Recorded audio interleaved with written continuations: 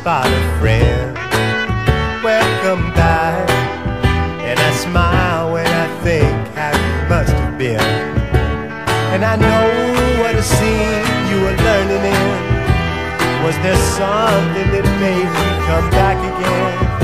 And what could ever lead you? What could ever lead you? Back here where we need you. Back here where we need you. Yeah, we tease him a lot, 'cause we got him on the spot. Welcome back. Alright, so my brother and I replayed the first 2 Gears of War games over Thanksgiving weekend. And yeah, we just started on 3.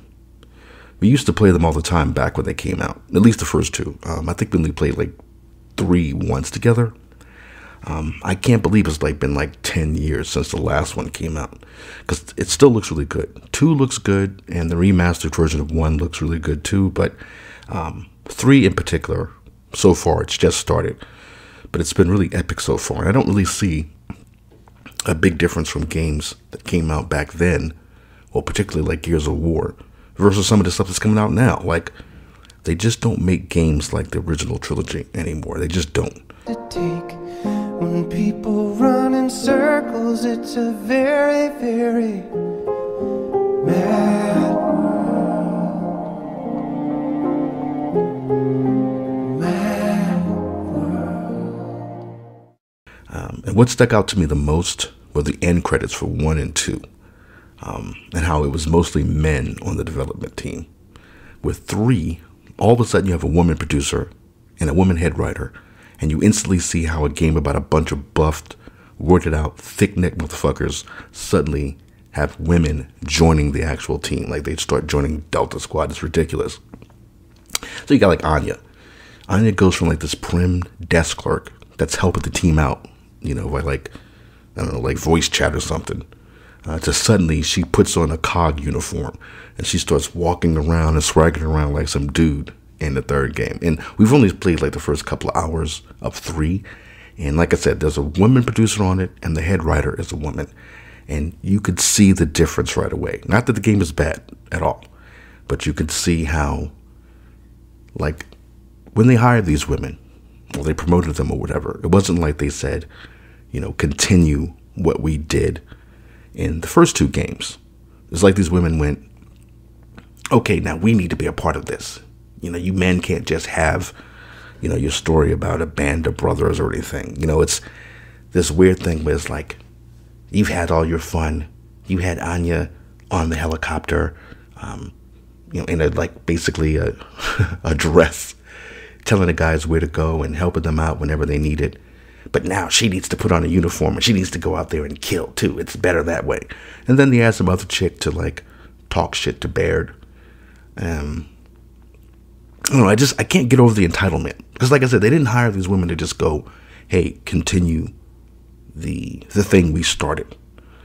You know, where it's just a, you know, bunch of guys fighting together to save the world or whatever.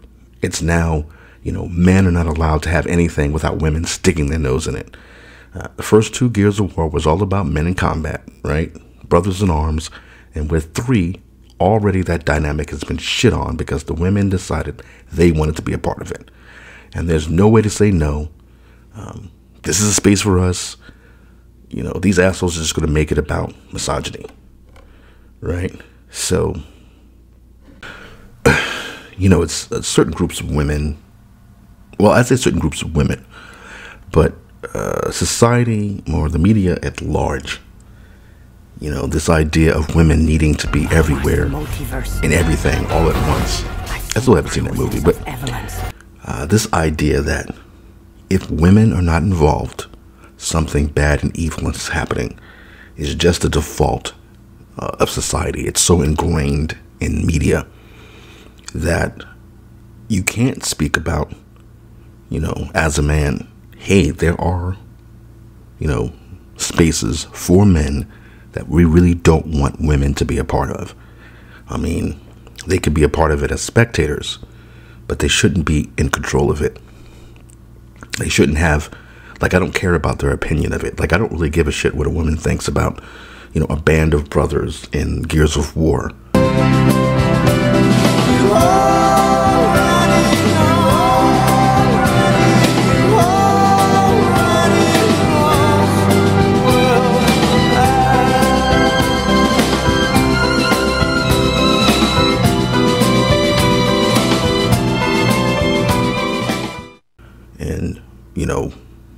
what their perspective on that is. I don't care. I can imagine that there must have been some feminists on Twitter or Tumblr somewhere complaining about Dom's storyline in 2, where he's looking for his wife Maria and he finally finds her, blah, blah, blah. I'm sure there were feminists who complained about how the woman is just part of the man's story arc. She doesn't have her own voice and agency.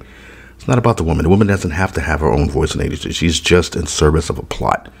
The story is not about her.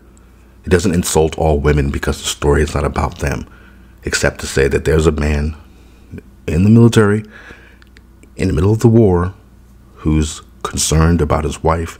He wants to find her. There's nothing wrong with a story like that. That doesn't hurt anybody. If you want to make something about a woman and what her life's like during wartime, then make your own story. You don't need to interject this new character, Samantha Byrne, into the series. I think she's popular with players. I don't know. I didn't have a real problem with her. I remember when I first played it, and this was before I was black-pilled by, The Last of Us Part 2, but I didn't have a real problem with her, particularly because of the scene where, Baird's telling her off and telling her he doesn't like her, that kind of thing. But hey, I thought you'd enjoy the witty irony of grub on glowy violence. Yeah, it's fucking hilarious. We're gonna blow up the whole ship, genius!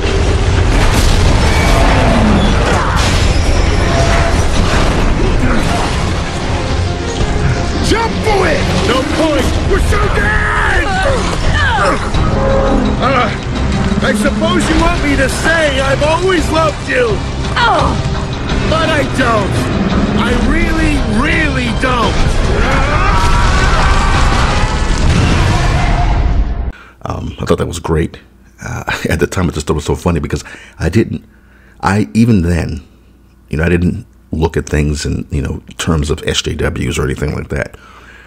But I was annoyed at Anya changing her look and dressing up like a cog, and her whole personality changed. The way she was swaggering and talking at the beginning, acting like she was one of the dudes, was really irritating.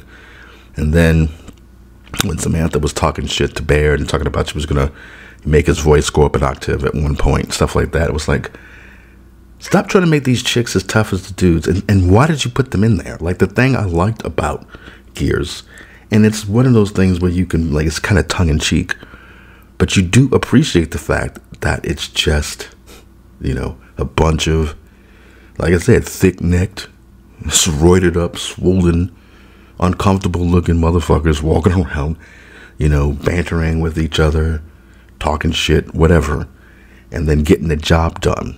I don't know if I said dumb. Getting the job done.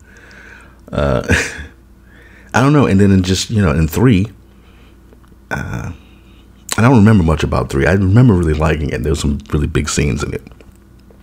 But in 3, right away, every time, you turn around now, and it's only a few hours that we've been playing 3.